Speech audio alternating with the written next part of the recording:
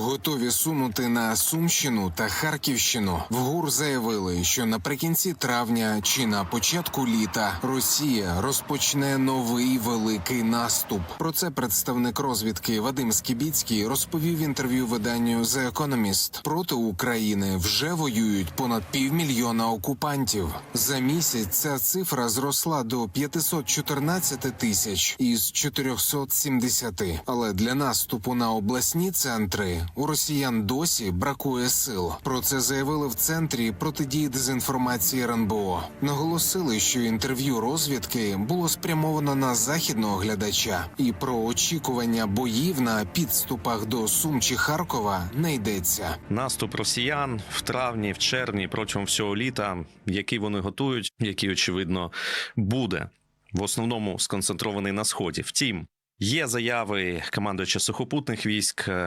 Павлюка, також є заяви представника ГУР Скібіцького про те, що ворог, а саме угруповання «Сєвєр», про яке ми розповідали вже, готує певні дії з півночі. І мова йде про Сумщину, мова йде також про Харківщину.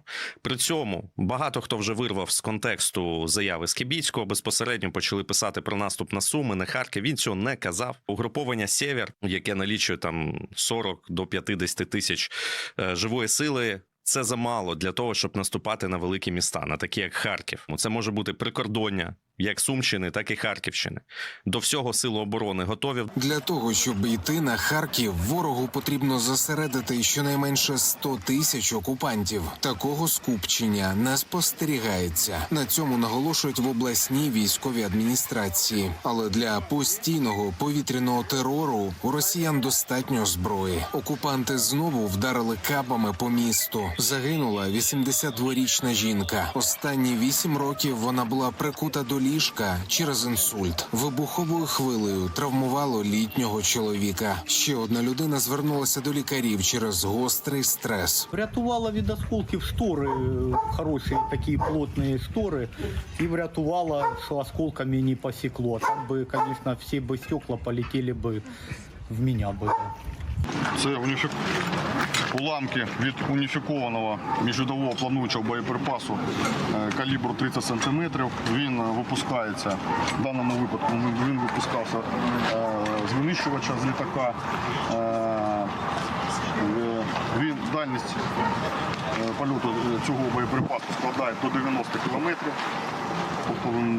Повинні розуміти, що в зв'язку з тим, що місто Харків знаходиться від 30 кілометрів від лінії державного кордону, то, звичайно, місцеві мешканці перебувають в якій небезпеці. Поки ворог планує розпочати нову фазу війни, в Міноборони стверджують, що завершують будівництво фортифікації одразу у 5 областях. Загалом роботи з укріплення території йдуть у 14 регіонах.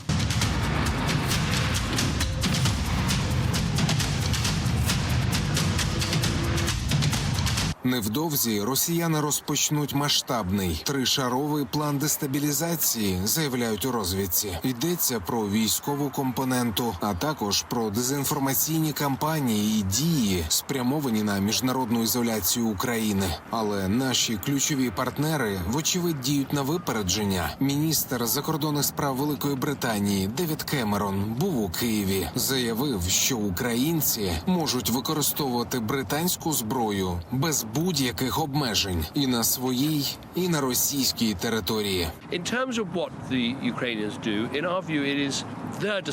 З огляду на те, що роблять українці, ми вважаємо, що це винятково їхнє рішення про те, як використовувати цю зброю. Вони захищають свою країну, на яку незаконно напав Путін, і вони повинні робити рішучі кроки. Ми не обговорюємо жодних застережень, які накладаємо, але будьмо абсолютно відвертими. Росія напала на Україну, і Україна має повне право завдавати ударів у відповідь по Росії.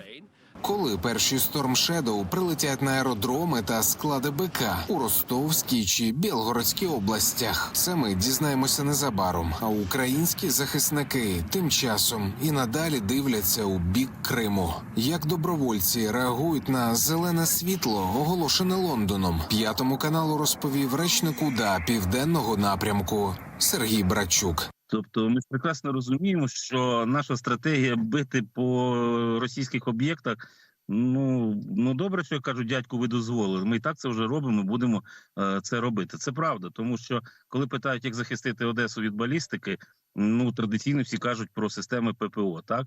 Треба той купол зробити. Це зрозуміло. А другий пазл – це боротьба на упередження. Це тимчасово окупований Крим. Я цього не приховую. Це те, що дасть можливість нам, якщо не видихнути більш спокійно, то принаймні ми знаємо, що таких обстрілів може стати менше, наприклад. Як дійсно кажуть, що з Криму все починалося, в Криму має закінчитися.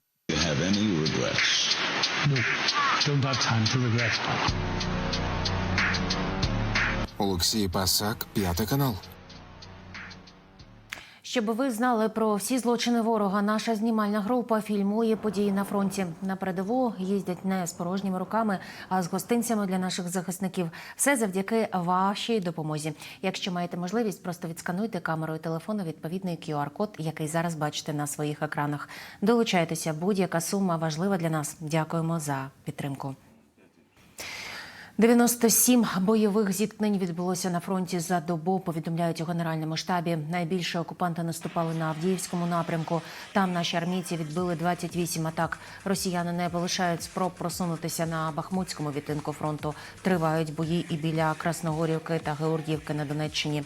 Ще 7 атак сили оборони відбили на Лиманському напрямку. Не вдалося росіянам просунутися на Оріхівському та Херсонському відтинках фронту. Водночас авіація сил оборони завдала ударів по 13 місцях зосередження ворога. На протестах у Тбілісі помітили тітушок. Молодики у цивільному лупцюють грузинських активістів, діють підступно, нападають лише на поодиноких людей. Протести киплять у Тбілісі вже 4-й день. Грузинські активісти окреслили свої головні вимоги, натомість влада Грузії на діалог не йде. Антон Кучеренко продовжить. Водомети та перцевий газ бачили. Обстріли гумовими кулями цим Тбілісі вже не здивуєш. Перша кров пролилась напередодні. А як щодо грузинських тітушок?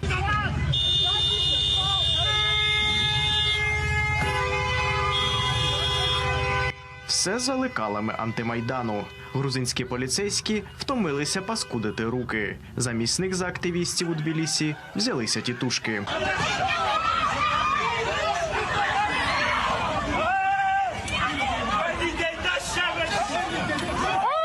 Кремезних молодиків у столиці помітили вперше. В активні сутички з юрбою вони не вступали. Відловлювали поодиноких активістів та лупцювали подалі від зайвих очей.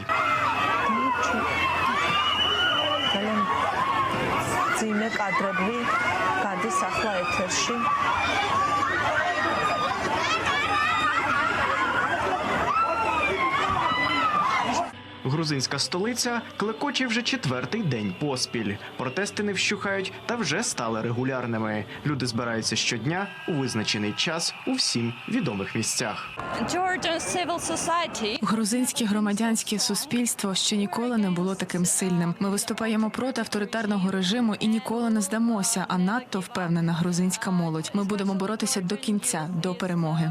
А що ж таке перемога протесту? На 4-й день активісти сформулювали власні цілі. Насамперед вимагають звільнити всіх затриманих на акціях у столиці. Закликають покарати поліціянтів, причетних до розгону протестів. І головна ціль вулиці – відкликати з парламенту закон про іноагентів. Вже багато днів ми в Грузії протестуємо проти російського закону. Наш уряд робить усе, щоб ухвалити його та керувати країною як Путін. Але ми цього не дозволимо. Нас б'ють щодня, труять газом, але ми не зупинимося. Втім, закон ще у парламенті. Ба більше розгляд вийшов на фінішну пряму. 2 читання вже позаду. Остаточне проведуть за 2 тижні. Грузинська мрія за крок до втілення мрії російської. Тут тисячі і тисячі людей. Ми не зупинимося. Цього ніколи не станеться. Ми будемо тут разом. Молодь, літні люди, ми всі будемо тут. Поки цей російський уряд, ця грузинська мрія не піде геть. Влада Грузії ігнорує вимоги вулиці та зовнішніх партнерів. Не критикував закон про іноагентів, хіба що лінивий. ЄС та США активно говорить про його загрозу для майбутнього країни. Шлях Грузії до НАТО та Євросоюзу під питанням. І на контакт з партнерами проросійська влада не йде. Прем'єр-міністр відмовився від візиту до США, буцімто через радикальну позицію Вашингтону щодо закону та розгону протестів. Антон Кучеренко, 5 канал.